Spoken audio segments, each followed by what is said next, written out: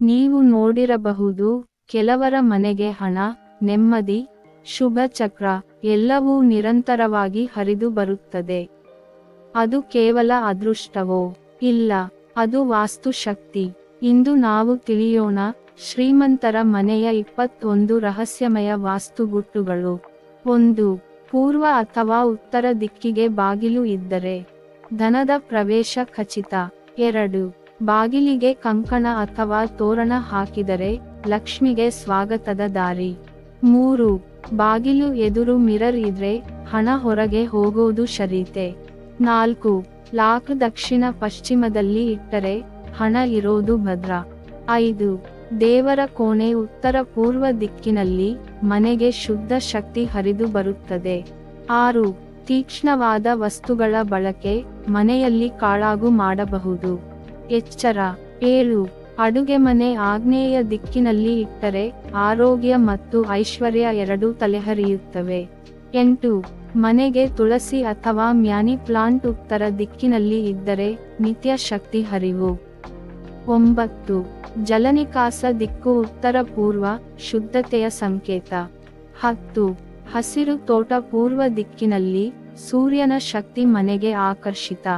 11.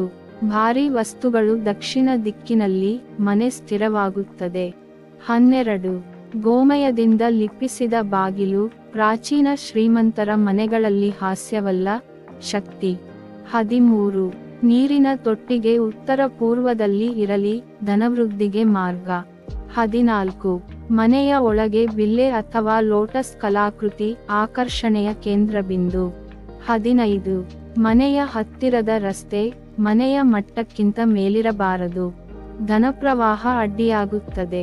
16.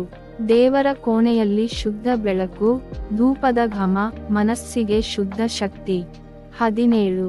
ನಿಲ್ಲದ ನೀರು ಮನೆಯೊಳಗೆ, ದುಷ್ಟ ಶಕ್ತಿಗೆ ದಾರಿ ಬಿಡಬೇಡಿ. 18. ಶೌಚಾಲಯ ಆಗ್ನೇಯದಲ್ಲಿ ಇದ್ದರೆ ಅದು ಕುಟುಂಬದ ನೆಮ್ಮದಿಗೆ ಪೆಟ್ಟು. 19. ಮನೆ ಬಣ್ಣಗಳು ಲೈಟ್ ಯೆಲ್ಲೋ, ಕ್ರೀಮ್ ಅಥವಾ ಹಸಿರು ನೆಮ್ಮದಿ ತರುತ್ತದೆ. 20. ಮುರಿದ ಗಾಜು, ಬೇಟೆಯ ತಲೆ, ಹೆಬ್ಬಾವು ಚರ್ಮ ಇವೆಲ್ಲ ಮನೆಯ ಅಜ್ಞಾನ ಶಕ್ತಿಗಳ ಸಂಕೇತ. 21.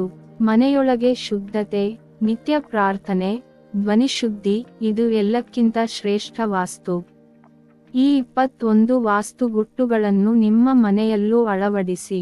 ಧನ, ಧೈರ್ಯ, ಧರ್ಮ ಎಲ್ಲವೂ ನಿಮ್ಮ ಹತ್ತಿರ ಬರಲಿ.